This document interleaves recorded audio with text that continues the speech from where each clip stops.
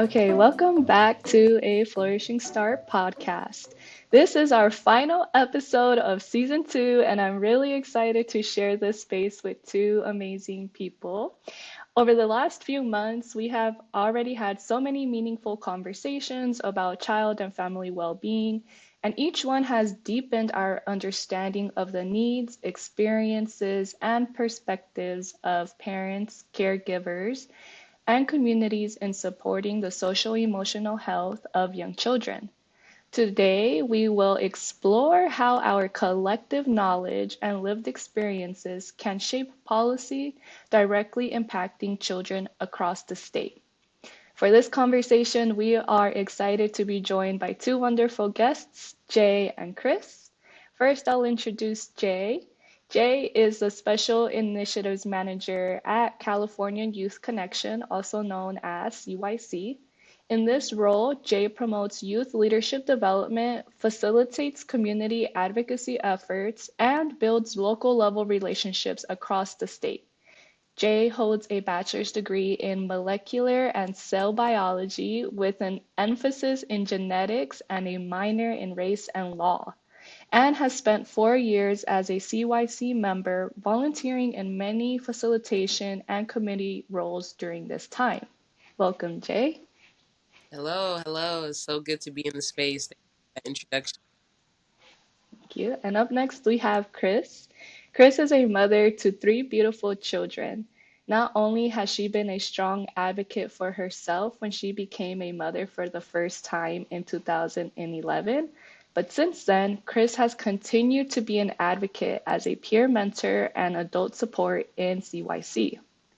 Throughout her life, Chris has navigated systems meant to support the well being of herself and her family, such as the foster care system and AB 12, also known as extended foster care, a law that went into effect in 2012. Welcome, Chris. Hello, thank you for having me. Thank you for the introduction. I'm super excited to get into it. So, Jay, could you start off by telling us what CYC is and what is the type of work you all do? Yeah, so CYC, I'm not going to give the regular mission statement. I'm going to give it what it means to me. Um, it's a youth led organization that empowers youth to advocate on many different levels, both internally for themselves and externally for everybody else who's involved within the system. And recent, we've expanded to not just serving foster youth, but all system impacted youth, understanding that complexities of intersectionality Mhm. and the specific niche groups that really hit at the root cause analysis of foster care and how that continues to perpetuate through generations, which is why I thought it was so amazing that Chris raised this to our attention, the need to address that generational aspect within parenting, so that we can get at that root cause analysis. But overall, the community building within CYC really allows a platform for professional development in many different ways. Mm. That be public speaking, op-ed writing, facilitation, and curriculum development. And overall, I honestly think of it as a family. We're pretty close knit. We're honest with each other. We're transparent, and we're always striving pushing each other to um, be better advocates and better people. Did you say that Chris helped y'all and CYC bring up the project initiative for parents? Like I said, we're a youth led organization. We are driven by our youth's voice. And one thing that was raised, I think Chris was getting ready to testify on another bill, and Hmm. we were in the lobby room waiting, and we were talking about this specific issue, and I was like, Chris, like for me, I'm not a parent, so it's not at the forefront of my mind. But once you brought it to the forefront of my mind, I'm like, no, we need to like that is a root cause analysis, and that's what we do at CYC. Yeah. We don't try to hit those top issues. We're really trying to get to the bottom of the problems. And what we saw was this like even in our research was this generational trend of involvement within the system. And so when Chris was like, our parents need help, I'm like, oh wow, we need to pick that up. So all of our initiatives, especially in special initiatives, are driven by what the youth want to Mm. address. And so Chris spearheaded this whole program. Thanks for giving me a job, Chris.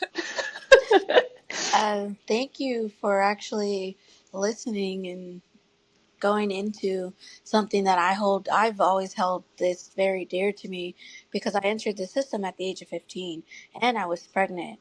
Like, I've been in and out of the system since I was 6, but I finally entered back in at 15 and I was pregnant and I didn't know what to do. I didn't know about CYC at the time. I didn't know about anyone. I had no help. And when I finally entered CYC, I was able to learn about advocacy and learning about how I'm able to use my voice to impact the basically the system. Me, I'm trying to break that generational cycle, that generational curses from Mm. being homeless, being on drugs, being addicted, and doing all that to like trying to break that for my kids because I don't want that for my kids. But I also realize I have to start with myself, like because I was in the system and I have trauma, and I didn't know how to deal with that until I actually got involved with CYC. They taught me Mm. how to use my voice in one, in an impactful way, but two, to learn about myself as a person, but also learn about my community as well. I realized that our parenting youth needed help because I didn't get the help and I struggled. And I don't want that for our youth now and the future youth that are in the system who need that extra help. Because one thing I realized is all these other kids, well, teenagers and children, they have their parents. They have their moms, they have their dads, they have their grandparents. Being in the system, Mm. we don't have that luxury. We don't have that extra help that we need. And Jay gave me that platform to be like, this is super important. This is the voice that we need. And I'm so internally grateful for you, Jay, for actually listening and Wow. just listening to my story and being able to hear other people's story because I'm going to be honest, I thought I was the only one. And to hear that I wasn't the only one and this happened to others, it's like, okay, now how can I help you? How can I help them? So I really appreciate it. Thank you. I appreciate all of that, and honestly, Chris, your advocacy gave yourself the platform. So I appreciate you raising your voice, being relentless, and yeah, just being a leader, a true leader. I got emotional. I apologize. I think it's because like motherhood just happened. Motherhood, Mother's Day just happened. This episode is talking about parenthood, and I just think y'all's relationship is so beautiful. And imagine the impact you are having across California because of the relationship y'all are building intentionally. Now, stakeholders take notes because this is how revolutionary work happens.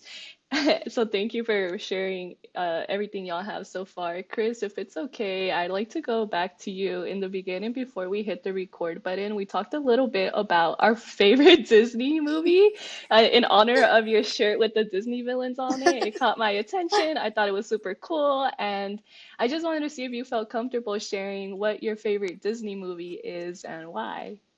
Yes. So everyone actually asks what is my favorite Disney movie. Mm. Mine would have to be Lilo and Stitch. Jay knows I love Stitch. Um, but the reason, and no one really understands the reason why I love Lilo and Stitch.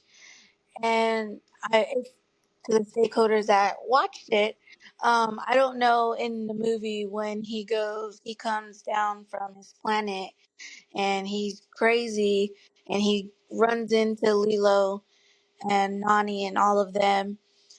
During that part where he's going crazy, he's like, I'm out of here. He finds the book that says, I'm lost. I felt that because I was lost. When you're in the system and you're moving around a lot, you don't have a place because you're moving around. And that's what he was. He didn't know where he was from. He didn't understand that.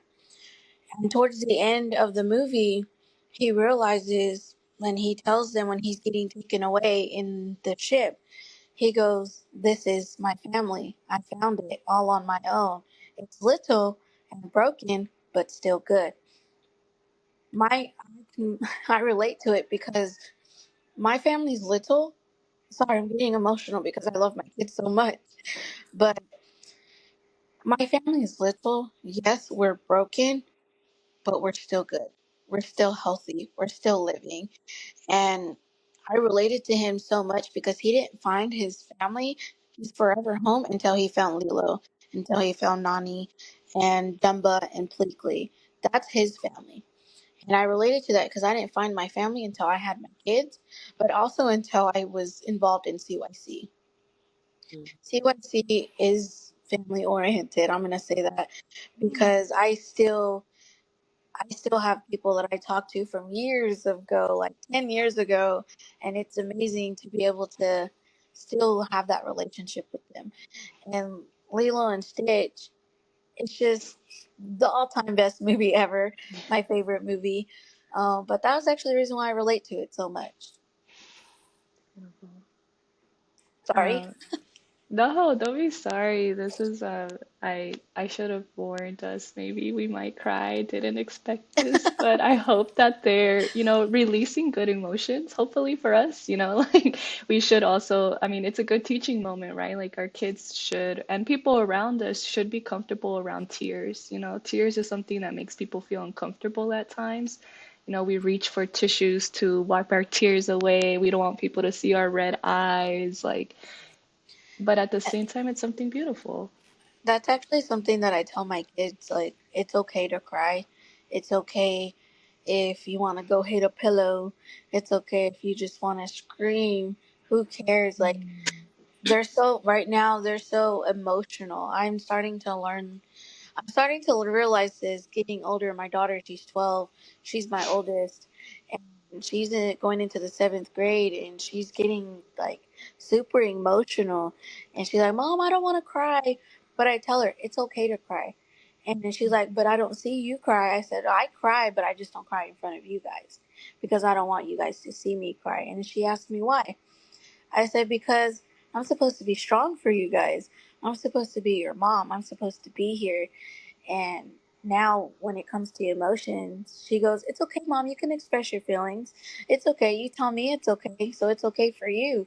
And finally, I expressed my emotions. And it was it was actually happened yesterday on Mother's Day. So it was really like, out of all days, yesterday was the day to have that talk with her and my sons because my sons were like, Mom, why are you crying?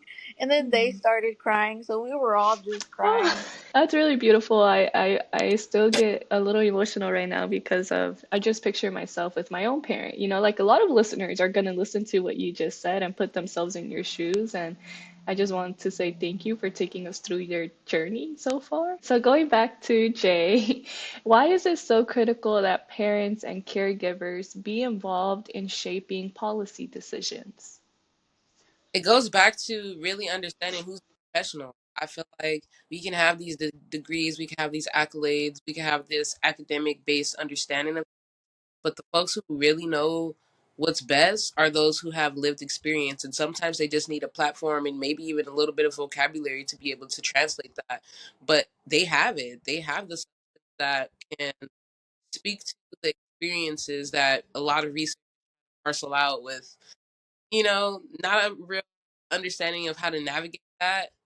They can have the basics, the backbones, the methodology, but without the true understanding of what the issues are, we're always missing something. So instead of like, I feel like middleman and go straight to the source is always one of my fortes. That's what I like to do is get to the source of things.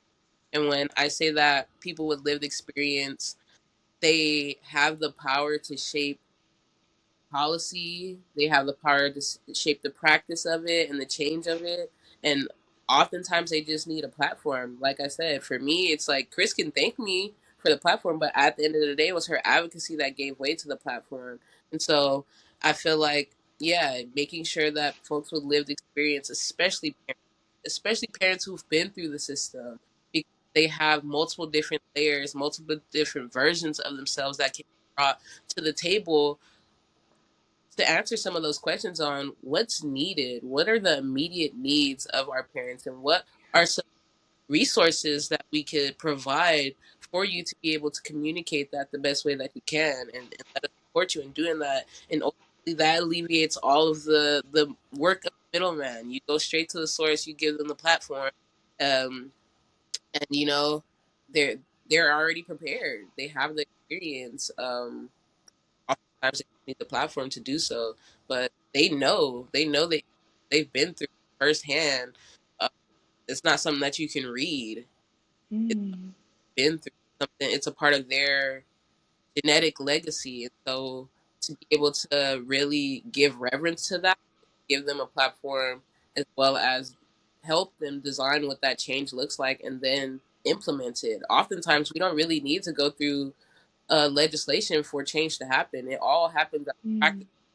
And so when we're speaking these authentic stories, and we're allowing the people with lived experience to do so, it puts us on a level where we're just human, where you can really understand and you can empathize with their experience to the point where you don't have to go through bill language and all of these other barriers that have been put in place by academics. You just get back to the basics of humanity and understand that, oh, okay, this is a individual, this is a person that's part of my society and is a part of me and is a part of mm. my world. How can I help them? And that's just basic human nature. And I'm taking it all in, Jay. That's why I'm kind of silent here, not for any other reason. I think that exactly what you said is what stakeholders should be taking note of. Like, just get straight to the root of it because they're the ones that are experts, you know? And so that is something that I'm very happy that you lifted up. Thank you, Jay. And on that same note, Chris, could you share a little bit more about your first experience with advocacy? Was the space friendly to parents? Tell us a little bit about your experience. Um, so I learned about advocacy way back in 2014. Um, oh, that was a long time ago. Um, when I first, oh, when I first got involved in CYC, I was not in a good place. I'm gonna be honest.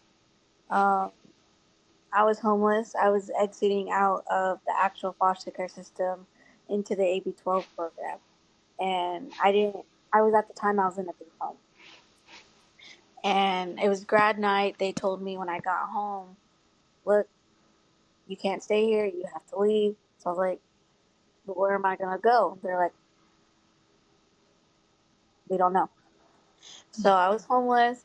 I My social worker told me of a place called the Dream Center. That's where they help foster youth with the resources that they need. Well, I was like, well, let me see if they can help me either get a place or something temporary or the homeless shelter, food, something. Um, I went there and I remember Kenny was there. Kenny was our regional coordinator at the time. And I walked in the Dream Center and I'm just sitting there just figuring out what I needed to do because I still needed to find a place for my daughter and myself, and I still needed to get food in her system. And because she had ate, but little did Kenny know, I didn't eat 3 days prior to that. It was a lot going on, and I didn't. I was more focused on her than I was focused on myself. So it was just Kenny came and was like, "Hey, I'm Kenneth. You can call me Kenny. This is what CYC is. How about you come and sit down?" And at first I was like, no, I'm cool. No. I kept telling him no. I was like, dude, leave me alone. And he just kept being so persistent. And so Mm, finally I said, all right, I'll go sit in your meeting. And then when he was explaining what it does and what they do, and he was telling me all the stories and everything, and I was like, huh, this is what you guys do. This is something you guys actually changed the system. And little mm, did I know, he was like, yeah, you know the AB 12 program that you're going into now? Yeah, he did this. I said, wait, what? He goes, yeah, a group of us, I was in foster care. I was in your shoes too. I said, you were? He goes, yeah. So how about you come back and at our next meeting? And, oh, by the way, we're having pizza. It's on its way. I was like, oh, okay. I wasn't really worried about the pizza. I was more like focused on the legislation and the policy side. I was never about politics until I actually entered CYC. Since that meeting, I was hooked. And Kenny was like, every time I was like, I have to find a babysitter. He goes, no, bring her. She's okay. And we have Mm, they had fidget toys, little fidgeties. yeah. And what he did was he put a lot of them on the table next to her because I had her in her stroller. And he would put them next to her and she would just play. And he would play with her too. So, like, Oh, and at the time she was 2. oh baby. Yes. So he as we were doing like the meeting and teaching me about things and just telling me everything, he was like trying to get her to calm down. And even when she would cry, he was like, "It's okay, go ahead." Like CYC, I didn't think that they would be family oriented because I didn't know a lot about them. But as I started getting involved, it started becoming more and more closer. Like the more I brought my daughter around, the more like, oh my gosh! Like even till this day, a lot of the people that knew my daughter when she was 2 was like, oh my gosh, it's so nice to see her grow up. That's She's wild. she's as tall as me now, so Oh it's my like, gosh. and Jay knows because Jay's seen her, like, they've watched her grow. And for her, like, for all of them to see her grow, especially now, um, my first conference, it was my Mhm. first conference ever. I didn't know that I could bring my daughter, so I had to leave my daughter at home. But I was with my adoptive family. Mhm. Well, my godparents, but they're my family. They're my mom. Um, I left her. It was the hardest 4 days ever. I'm gonna be honest. I never left her before, so it was the hardest Um, 4 day ever. But it was always the most experiencing in my life because mm, after that day, I saw what CYC can do. It gave me a lot of opportunities for to one to use my voice as a platform, but two to be able to go into the policy, to be able to go into the legislation aspect of the foster care system because little did I know that I can actually change the system. I can actually be able to be like, okay, wait, this isn't right. What can I do to be able to change that? And that's what I was able to do, like going forward. I took a couple of years of hiatus because I had my other 2 sons. mhm. But when I came back, they welcomed me back with open arms. Like, hey, how are you? It's like I never left. You left, Because yeah.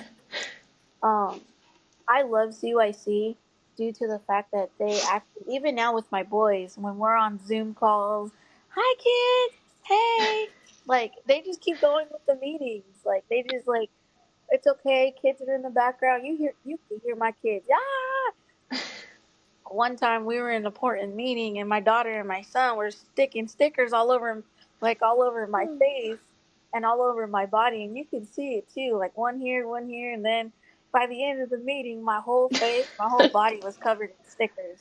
And they just kept going with it, like they just kept going on with the meeting.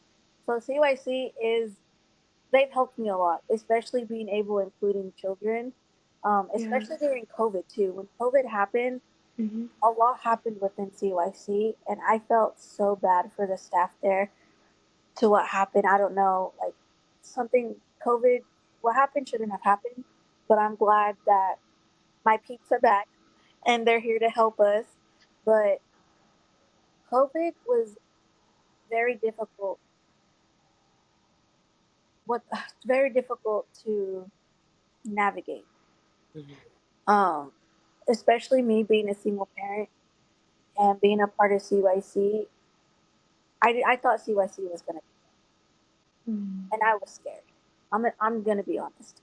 I thought CYC, because of COVID and because of everything that happened, CYC was gonna be gone, and it scared the daylight out of me because CYC has made a very important impact in my life by allowing me to have all these opportunities. They actually gave me the opportunity to work with alongside with John Burton Advocates for Youth Mhm. for since COVID, and just Mm. recently I was able to take a step back and allow other youth to be able to do that, and I'm so grateful for that. But they also, I got a job with the board of supervisors because of California Youth Connection, because of those doors. And it's like, to the stakeholders that are going to be listening to this, please understand we're just children, we're just youth, like we're still trying to navigate our lives. And CYC is an important aspect of a lot of people's lives. CYC has given us platforms, has given us opportunities, but also allowed us to use our voice. Allowed us to They teach us to use our voice actually. As Jay was saying earlier, they teach us, they give us the tools, they do the trainings, they do, I wouldn't say classes because it's not like classes, it's like better than classes, to be honest. But they give us the tools. They give us like they tell us what a bill is, they tell us what the legislation is, they break it down, and not even just the legislation. When we talk, they actually listen to us. And that's what we want being in foster care. We want someone to actually listen to what we're going through. Because you guys don't understand what we're going through. You haven't lived it. You don't understand what we're going through. The only people that understand it is the people that have lived it. As Jay said, lived experience. Jay understands what I went through because Jay was went through the system. As she like other people within CYC have been through what I've been through, so they understand where I'm coming from. Stakeholders need to understand that too. I wish there was a lot of stakeholders that actually has lived experience, to be honest, so they can understand us better, so they can understand where we're coming from. I have a feeling you might run for office one day, Chris, and be that voice in legislation in California or across the US. You know, Do you like the want to world tell would. us? Oh yeah, no, Chris is definitely going to be a future legislator. I saw that off rip. I was like, oh wow. Let me know when your campaign is, and then Chris is a mover and a shaker and a leader, and got right on it. So I'm looking forward to the day that you let us know when you're running for that office spot, and I will make sure that you have my vote. You have my vote. So I'm actually being honest. I was planning on running this term, but a lot happened in my household with my children got sick and things just life happened basically. I don't know if you heard of answering the call. Um, New politics. Hmm. I've actually been taking their classes. I've Mm. actually been doing their trainings, and I've been continuing keeping up with those trainings so I can actually, when the next open availability of running for office, I can be able to do that because I do plan on running for office. Wow. Can we just take a moment to like honor that decision? Like that's a huge decision, Chris, and I'm kind of just like, whoa. Like there's gonna be like well, you're just gonna shake everything that needs to be shaken, you know, so that you can get it back into where it should be. I'm gonna be honest. I want to. I want to be able, like, I know a lot of people are focused on the money aspect, but me, I'm more focused on the policies and the legislation that need to be in place to, one, to protect our children, but two, to protect our community, especially the foster care community, because there's a lot of stories. There's a lot of our youth are being homeless. A lot of our youth don't have the resources, but the resources are there. They're there, but where are they? Like, Mm, that's something that has been like ever since I entered CYC, learning that there are resources available, but didn't have access to those resources. Why didn't I have access to those resources? Why do they don't have access to those resources? Where's all the resources going? Like, Hmm. all these questions started coming up, yes. and the more questions I asked, the little answers that I got, and I'm like, that's not gonna work for me. So that's when I decided, like, you know what? I do want to run for office. So I was like, okay, I'm gonna do it. Yeah, I remember in one legislative visit, I'm not sure who the legislator was, but I remember I was supporting that room. The legislator was like, "You're gonna run one day. You're gonna run for office." It was Vince Bong. Oh, okay, yeah, yeah, I remember that day. So it's been the energy is put out there, and I know for sure once that happens, Chris, the seat is yours. Let's go to this question, Chris. You're a mother to three children. You have a busy schedule, right? Are there any practical tips for other parents who want to get involved in advocacy, Chris? Honestly, communication. Um, Communication is key. If it's something that you really want to do and it's something that's really important, communicate. because there was times where I couldn't make the meetings, but I wanted to know. Like Mm, there was times that I wanted to be involved, but I couldn't. So I was like, okay, this is what's going on in my life. I want to be involved, but I can only be involved in A, B, and C. So mm, is there a way that I can be involved at a later time, as long as I get caught up? But also too, if it's something that you love doing and something that you're interested in, just go for it. Just take it one day at a mm. time. If it's something that you're passionate about, just take it one day at a time. That's what I did. Like when I first had my daughter, just one day at a time. Now that I have three kids, I take it 1 hour at a time, to be honest.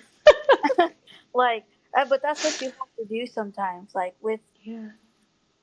with being, I learned time management when I was a senior in high school because I Mhm, had my daughter. I had to. mm, My junior and my senior year, I wasn't doing so well my junior year. My senior year, I had to go to zero period, which started at 6 o'clock. Regular school from 7:30 to 2:30. Then I had to do eighth period, which was from 3:30 to 5:30. Go get my daughter from the babysitter, drop her off at my foster home, go to work. And I didn't get off of work until 11 o'clock. But I didn't get home until like 11:30. So it's all about time management. Like I had to learn time management at an early age, and I had to do this all by myself. Like mm, in that, I worked and went to school, worked and went to school, and that was my daily routine until I ran away from my foster home.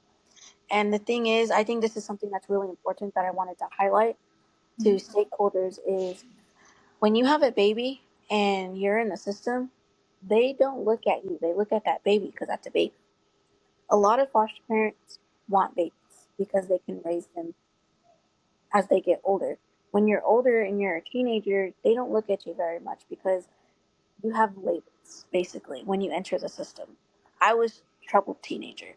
I was a teen predator. I was this. I was that. So I was labeled as a troubled teen. My foster parent wanted to take my daughter away from me. She called mm, CPS on me. That's something that happens in the system when you have a child. Like even though they're not in the system and you are, you're still looked at twice as hard because you're in the system. And that's something that is super important to highlight is just because we have a file doesn't mean we're going to allow our children to have that same type of file. mm. And that's something that I'm working on as myself is to break that cycle. And I believe I did because my kids are 7, 8, and 12. Like I broke that generational cycle of entering the system. And that's something that I want to be able to teach our youth that you can do it as long as you have people behind you. Like I have Jay. I had Jay as a rock behind me to help me. I had Kenny. I had all these people in CYC. I had Janae. I had all these people to back me to be able to be like, we're here for you. This is what we can do to help you. This is what you need to do to help yourself. And but we're here. Mhm. And that's something that needs to be said a lot to our youth. And I just really want stakeholders to know that even though we're parents, we're still kids. We're still teenagers. Like, yeah, we have a file, but we're trying with our children. Mm. And to the parents that are listening, if you are listening and if you're interested in advocacy, do it. It was the best thing that I did, and it'll be the best thing that you did. And you can do it. And you have any questions, anything for me, I will be an email, a phone call, and a text away.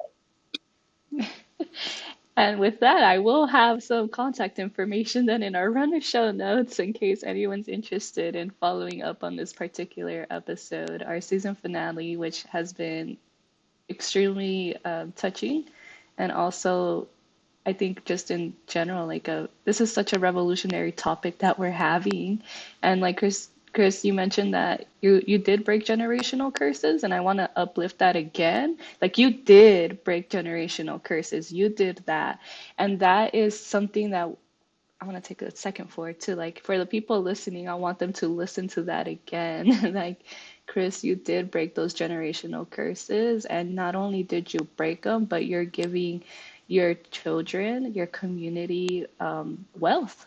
Like whether it's wealth through system change, being a role model, being a navigator. There are so many things that you have accomplished, and I think we should all take that in again. And thank you for sharing so far everything that you have with us, Chris.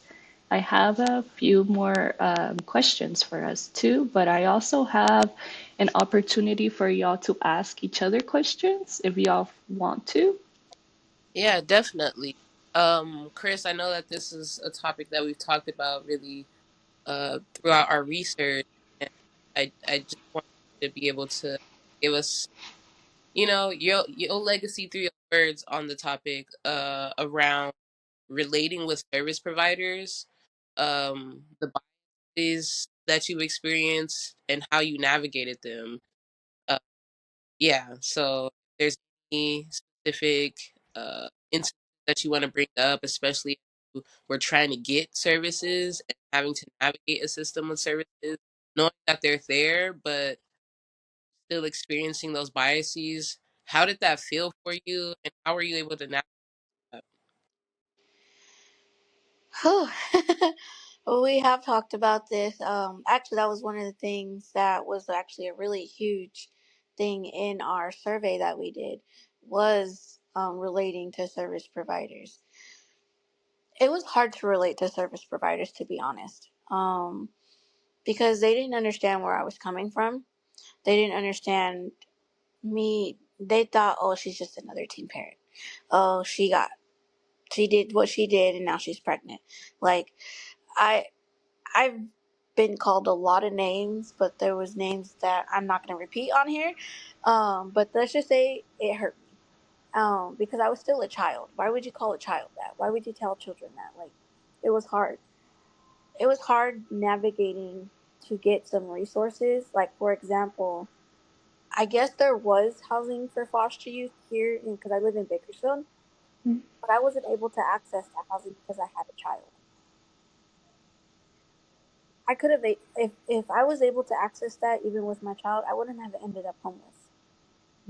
And I was homeless for a good couple of years until I was able to get actual actually Tay helped me. I didn't know there was housing until I met Tay.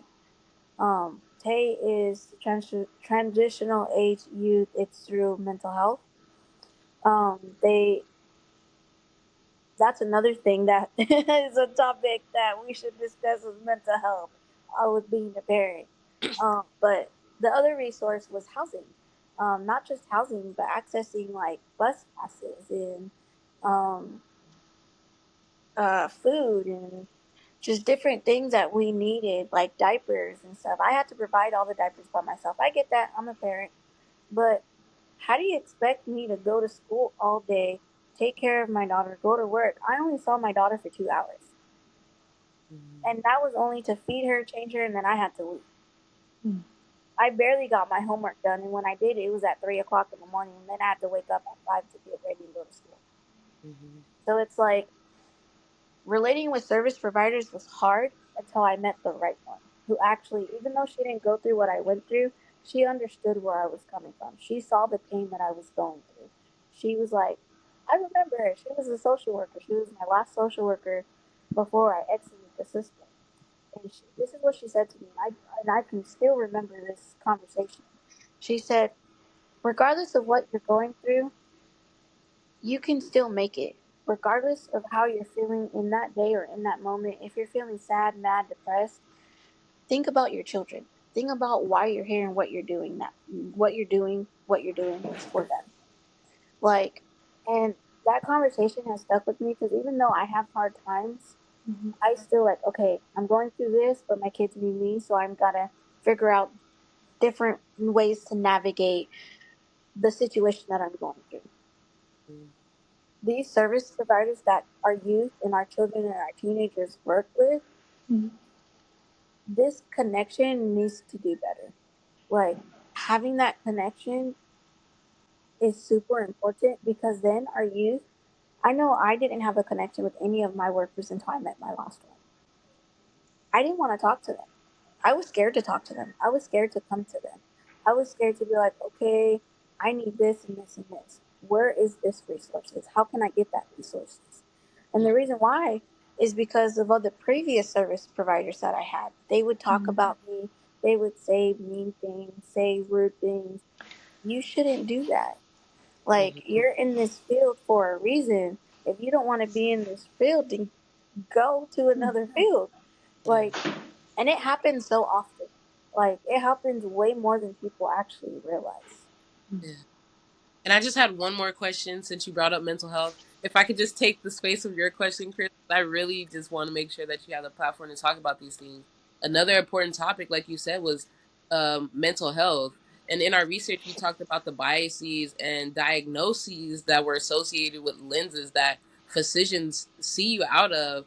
Um, can you speak to your experience navigating mental health after, postpartum and things like that? Let's just say that was a crazy, crazy journey. I got diagnosed with bipolar disorder. I got What? diagnosed with personality disorder, depression, anxiety, all types of disorders. Like, it was crazy. And the thing is, the I didn't know what postpartum was. I'm gonna be honest. I did not know what it was. No, I was 15. How was I supposed to know what it was? Like, my emotions were up and down, here and left and right and circles, ovals and hex, like all of it. It was over here and over there. My foster parents took me to the mental health providers, and they're like, "Oh, this is what's going on. This is no, this that's not it. This is it. No, Mm, no, that's not it. This is what's going on. Oh, that can't be it because you don't have this. So let's try this." I was on medication after medication after medication until I went to actual doctor, like a regular doctor, postpartum, because, and the reason why it was a doctor, he was like, okay, he asked me questions pertaining to my daughter. Do you want to hold your daughter? No.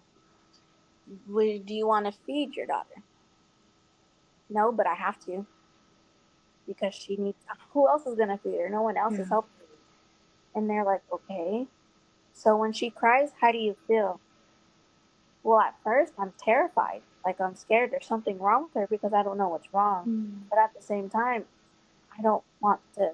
I don't want to hear it because I don't know what to do. And he goes, "You're going through postpartum. You're going." And he explained what postpartum was. And when he explained what it was, he goes, "Your hormones are imbalanced. You just had a baby. Like, you're going through all of these roller coaster emotions because your hormones are trying to come back to where they were before you had the baby. mm. So that's what you're going through." And I was like, "Well, they're saying that I have this, this, and this, and this, and this, and this." And he goes, "No, this is postpartum because," and he explained the reason why it was postpartum.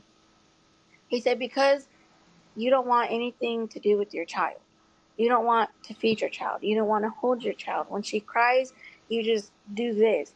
That's what postpartum is. Postpartum is you figuring out parenthood, but also those hormones. Like, and he goes, "No one talked to you about postpartum?" I said, "No, not my social worker didn't. I didn't like. I went to Planned Parenthood, but they gave me a pamphlet and that was it. Mm. Like, it was hard navigating through all of that. It was very difficult. But when I finally found out what it was, he was like, "Do you want to do medication or do you want to do I we can do like therapy, but Yeah. it's talk therapy, not medication therapy." And I was like, "Okay." So what I chose to do was I chose to bring my daughter into therapy with me so they can help me. So they can Mm, teach me how to build that physical bond. Now, I can't get her away from me except for school. So it's like they helped, and now that's something that I really want to work on when it comes to our parenting youth is the fact that they need to be educated on postpartum, but also pregnancy within itself.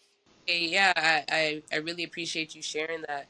What we saw in our research, once they see as a foster or any of those labels, it's everything other than what they would do outside of that label, which is like treat you like a regular patient or treat you as a human. Like, how can I help you? Instead of like immediately labeling you with what's in your case file.